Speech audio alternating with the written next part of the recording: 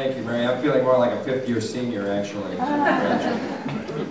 This morning I went online and saw the Chronicle this morning. How many of you took a look at the Morning Chronicle online? It had the Beloit annual freshman information, and I thought it was helpful to think about. Our older son, who was born in 1980, is turned 28 this year, so the freshmen that we're getting were born in 1990. You can imagine that. Just a couple of things.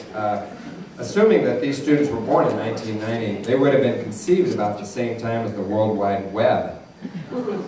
Taking their first steps as Clarence Thomas took the Supreme Court oath. Some of the things that are remarkably the same. Today's news, like 1990, some of the headlines. Rising fuel costs were causing airlines to cut staff and flight schedules. The big three car companies were facing declining sales and profits. And a president named Bush was increasing the number of troops in the Middle East. Just in 1990, IBM had never made typewriters for these incoming freshmen. Caller ID had always been available on their phone. And for those of us that have been buried in Brett Favre stories, the Green Bay Packers almost always had the same starting quarterback for these freshmen. So, a little bit to think about as we think about our own time. You know, the students come in at 18 and we all stay the same age every year. That's the great part about it. Well, on to more serious matters. My hope today, my intent, is to highlight just a little bit about where we're striving to go as a college. And as we look to our future, I thought it would be helpful to begin with a little review because of some of our recent programs and some of the progress, our unfulfilled goals, and the feedback we've received from outside constituents, such as the Higher Learning Commission. Our progress is always the result of teamwork. And I hope to acknowledge a few of the groups along the way today whose joint efforts have moved us forward. In a nutshell, there really are three themes. We've made great progress as a college. That's undeniable. There's still a lot of work to do. We all know that. And third, we can only do it together. To me, that's what this is about. Now, I'm going to provide the overview. Scott Flanagan's going to follow up with more in-depth information and analysis. And we're going to work through some things. For those of you that are new that we welcome today, you might not be aware that over the last couple of years, we have rewritten our mission and vision statement. We've articulated 7 major strategies as part of a new strategic planning process. We've reinvigorated our Board of Trustees and started a Board of Visitors for former trustees and other special friends of the college. Just as an aside, we've moved our trustee giving to the college from 55% annually 3 years ago to 100% for the last 2 years. We've implemented a new academic structure that includes the formation of a highly effective and hardworking group of deans. We spent 2 years preparing for a self-study and a successful reaccreditation visit. We built Dominican Hall, a student residence of 198, which gives us the ability to now house all of our freshmen and sophomores who are not living at home are living with us in community on campus. But my comments this morning are really going to focus primarily on more recent events from this summer and some of their implications for our future. Last year at this meeting, we highlighted 2 priorities as being among the most important. The first of those is retention of full-time undergraduates and growth in the adult and graduate programs. That first goal was designed to stabilize our entering classes of both freshmen and transfer students and to grow our enrollment through retention. You remember that we weren't too happy with the year before. Our retention rate had slipped. Well, things have begun to turn around. We've had a good year. We anticipated this year a freshman class of about 300, a transfer class of about 150, and a retention rate at 73%.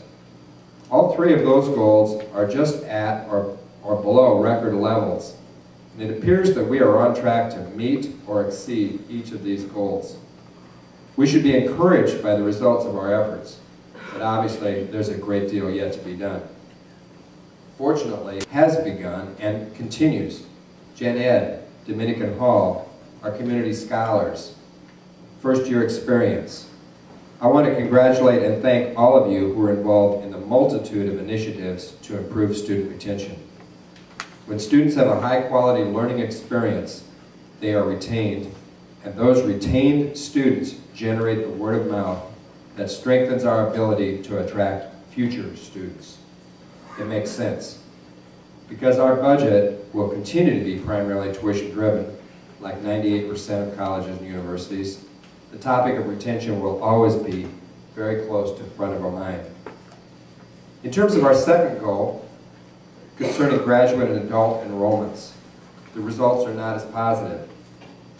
There is some good news. Our doctorate in educational leadership added a higher education cohort, and it filled virtually without marketing.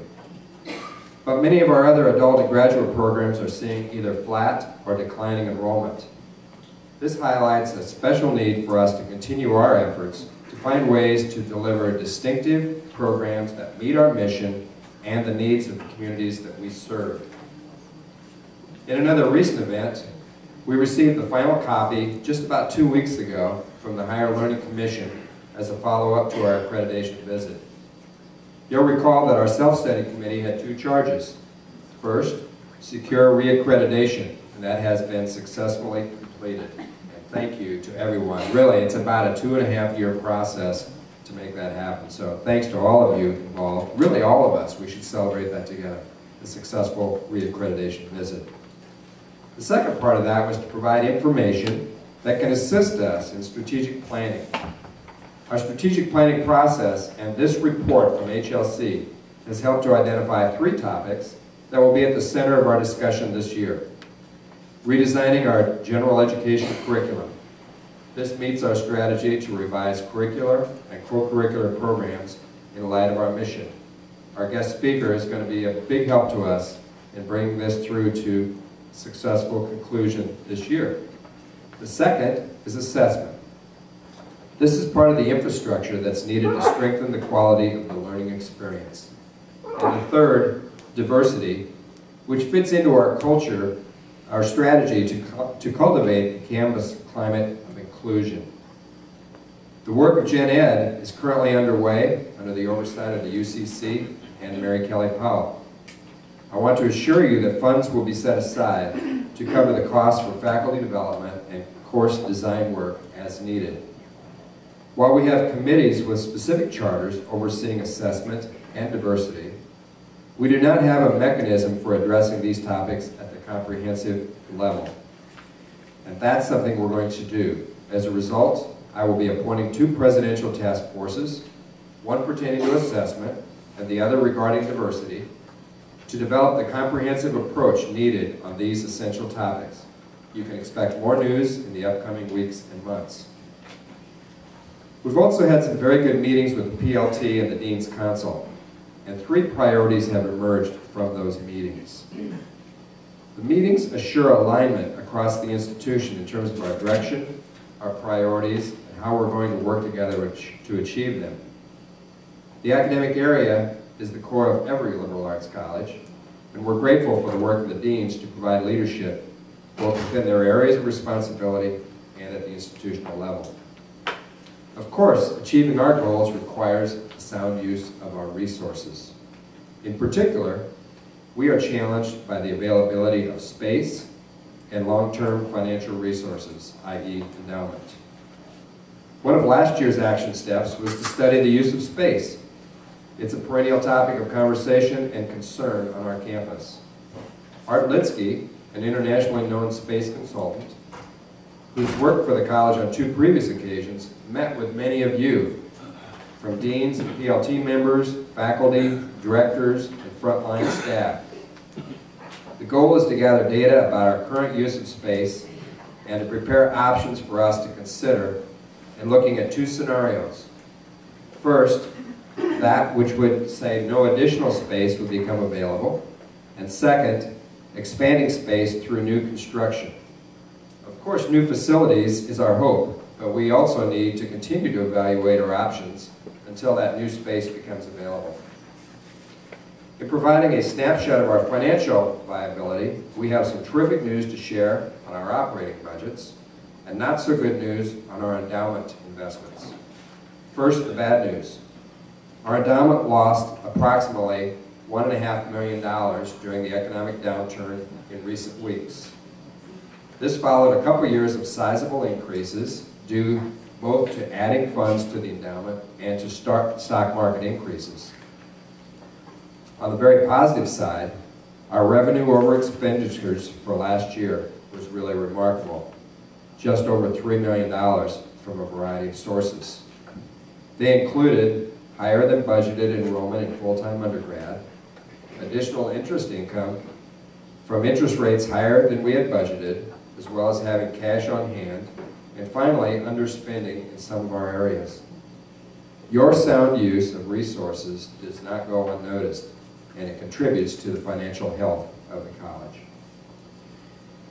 While we will be recommending to the Finance and Audit Committee of the Board, and subsequently to the Board of Trustees, the uses of the fund, I can assure you that these will be to provide a significant boost to our ability to achieve our vision.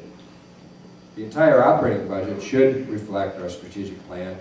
We're also looking for additional specific ways to advance our key priorities.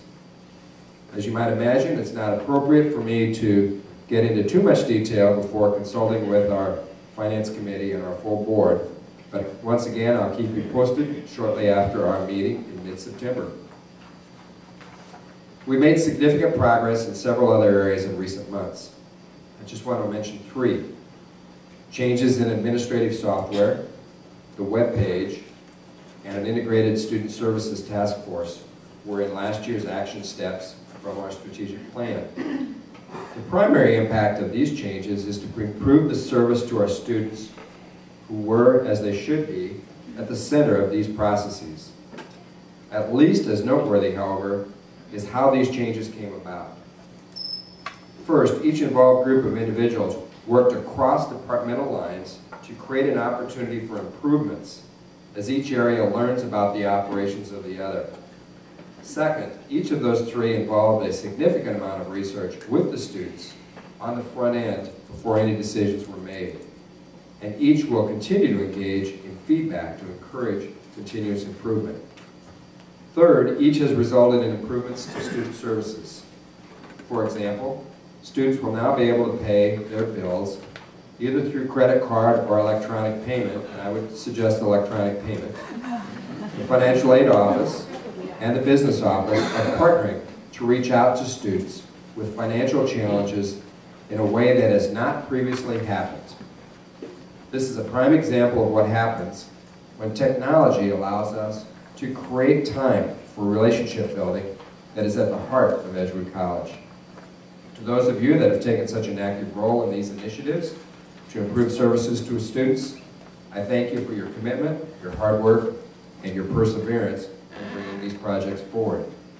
I hope that the rest of us can follow the examples you have set and utilize your work fully.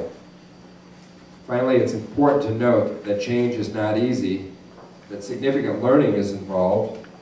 Perhaps it's on the use of new software, how to access information in a new location, or how to more fully utilize the tools we now have.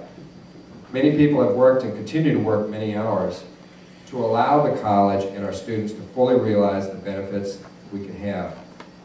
I know that we are still experiencing many challenges from the conversion. Those of you who have been through this before, that's just the way it is. We work through the glitches and the bugs, and we come out at the other end with a lot better product. But please make sure that if you have concerns or questions about the software conversion, that we get those concerns to the right folks with IT so that they have a chance to solve those problems. I promise they will get on it in a timely fashion.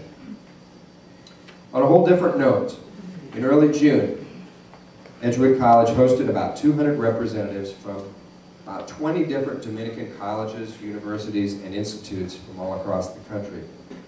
They were here for a 4-day colloquium. Quite a number of our faculty and staff were involved in presenting, making presentations, or in hosting. In fact, just quickly, those that are involved, just raise your hand, those that are involved in the Dominican colloquium. Now look at this, about a fourth of the room has their hand up. Well, there's a couple things that happen I was so impressed with how our faculty, staff, and particularly our students took the time to host and to interact with our visitors. And our guests were absolutely overwhelmed by the tremendous spirit of hospitality and made their feelings known both in person and in their written evaluations. Well, this was a lesson for me, and it reminded me of the value of hospitality in all that we do. Maggie Hopkins often says if there were a sixth Dominican value, it would be hospitality. So I'm going to suggest today that we adopt that as our own. Especially, we can do this 365 days a year, not just 4 days when we have special guests on our campus. And as we look at the next coming weeks, we really have an opportunity. We welcome our students back to campus. Really, hospitality can be a hallmark of our campus culture in how we interact with one another and how we interact with our students, graduates, parents, and other guests and visitors. It's something we can all do every day. In closing, let me remind us all that we've made tremendous progress. We've improved our student retention rate. And clearly the campus has put students at the center of all that we do. I sense a new spirit on the campus. And to me, it's very exciting. We're creating a culture where we support one another in accordance with our Dominican values. And we're empowering students in order that they can maximize their educational experience. We can build on that momentum by working together and creating the future that we want. Now, let's turn it over to the young man who has a lot of information to share with us. Let's give a warm welcome and a wake-up call to Scott Flanagan, our Vice President.